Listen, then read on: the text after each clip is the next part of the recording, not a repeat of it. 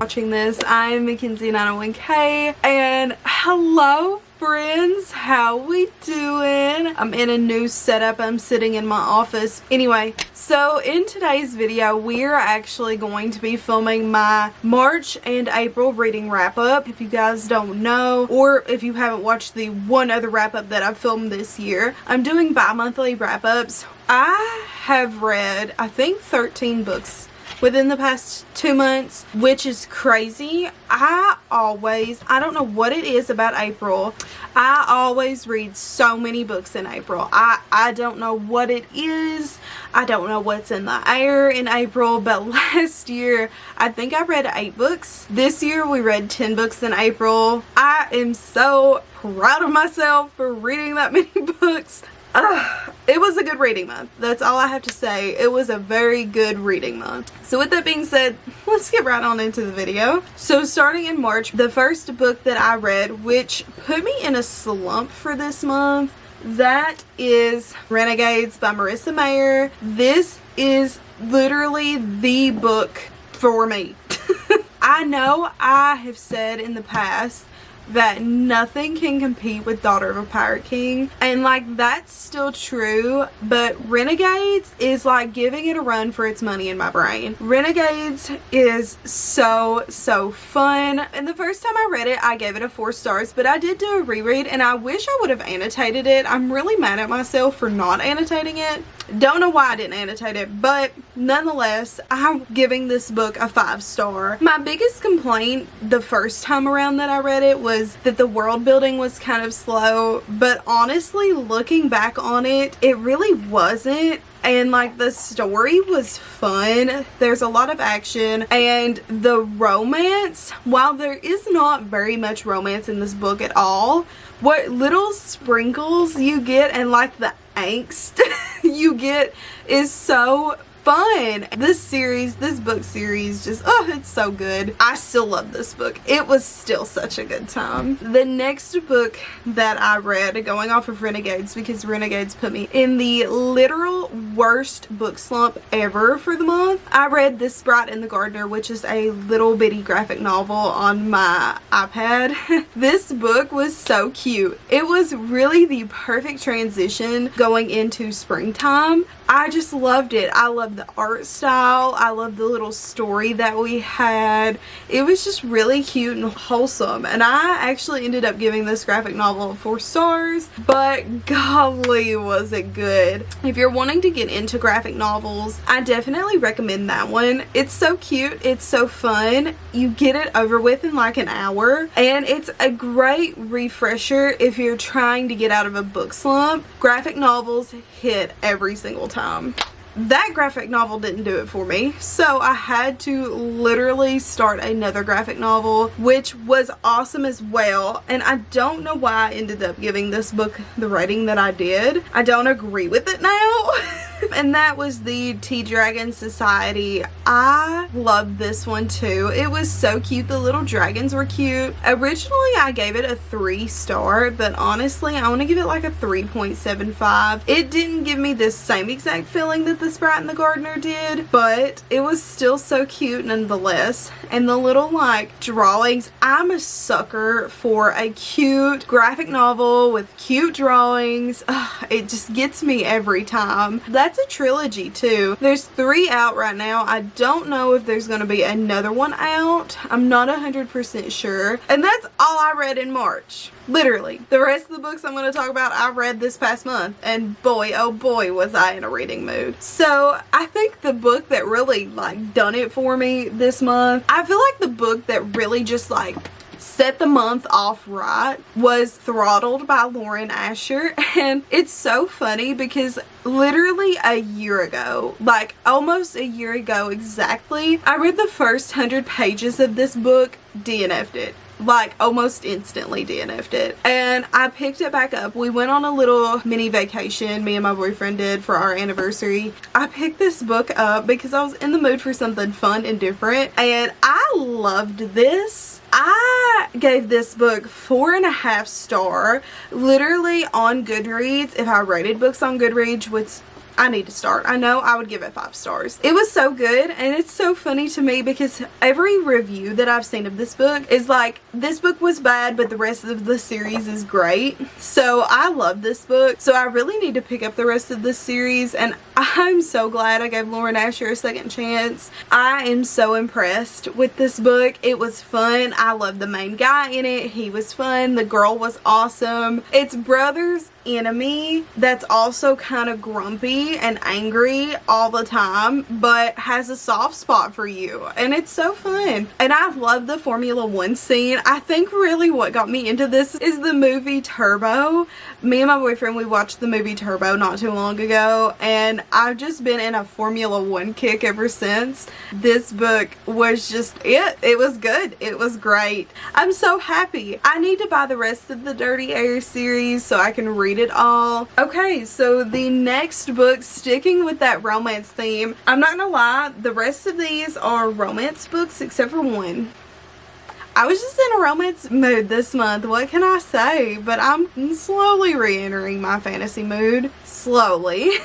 I'm still reading romance like no one's business, but In a Jam was the second read of the month. I thought this book was so cute. I love the aesthetic. I like the guy. I think my main complaint was parts of this book was really cringy, but I still gave it a 4 out of 5 stars. I really liked them. It's the one that got away, Marriage of Convenience, which was so good. It was the first time I had read A Marriage of Convenience, and it was fun. I really liked Shane, and I really liked Noah too. I thought Noah was a really great guy, especially to his little niece. Oh my god, their relationship was like top tier.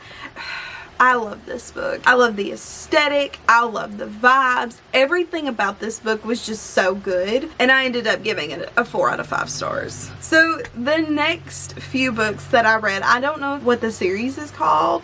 I read Flawless, Heartless, and Powerless by Elsie Silver. I had been seeing these books all over TikTok. I had to read them. I had such a hard time with this series picking out the ratings. Literally. I could not pick out the ratings for this series whatsoever. For the first 2 books, I literally was going back and forth so bad on ratings, and I was just like, what am I going to rate this series?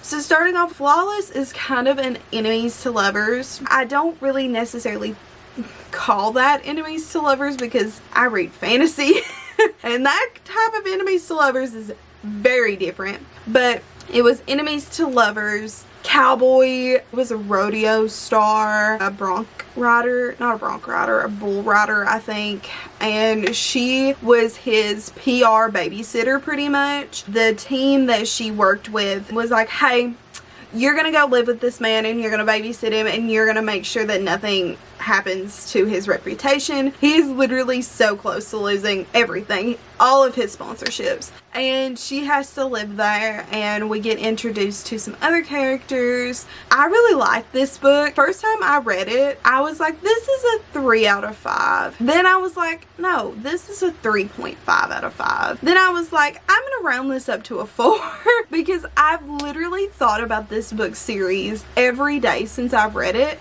and I read it in the beginning of the month. So it's safe to say I'm obsessed. Heartless follows Willa and Cade's story. Willa is pretty much the babysitter for the grumpy hot dad. So she has to live with him, and she's like a live-in nanny for the summer. She is tasked to take care of Cade's son, whose name I cannot remember. I'm so sorry. I love Cade. Cade is probably my favorite out of the 2. He's a rancher, he rides horses, and he's really sweet to Willa, and I found that their relationship may be my favorite. I gave it 4 out of 5 stars too. So the first 2 books were amazing, awesome, and then we get into the 3rd book, which follows Rhett and Cade's cousin Sloane and their adopted brother, which I still really don't remember if he was really like adopted into the family. Powerless was not my favorite. I just could not get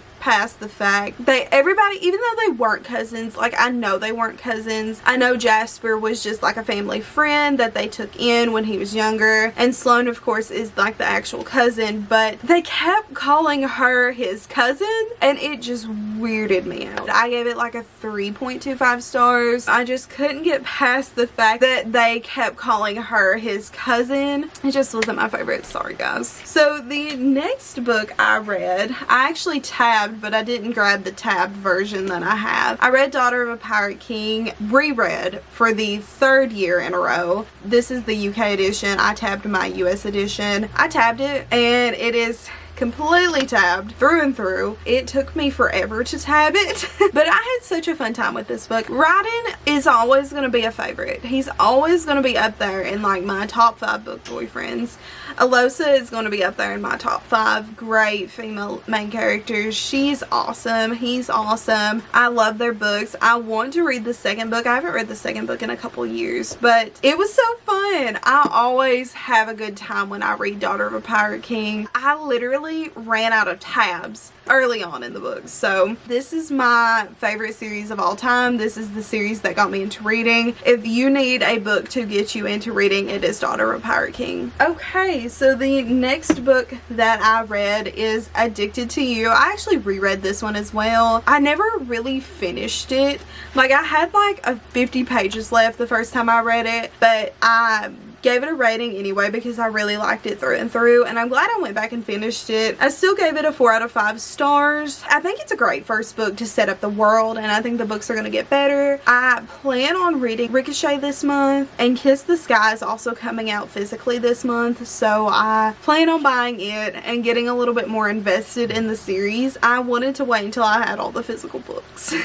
But Lily and Lo, this relationship, I don't know, it was something. I do think that we are going to watch them heal and grow from their addictions and kind of move on from this life that was in this book. For that, I gave it a 4 stars. I really like this book. I really think this is going to be a world that I'm going to be immersed in and characters that I'm going to literally love forever. So I'm so excited to continue this series. The next book that I read took me ages to read. It literally took me a week. I don't know why, but it took me a week to read it, and that was Consider Me. And Consider Me was so good. I literally loved it. He was just awesome. He was so sweet to her. It's a hockey player, grumpy sunshine playboy. Yeah, that I didn't like, but I did like her, and I liked her demeanor towards him. But you kind of slowly start to see him like open up to her, and he was like being really sweet. The only reason I didn't give it a 5 star is because I thought it was just a little bit too cringy.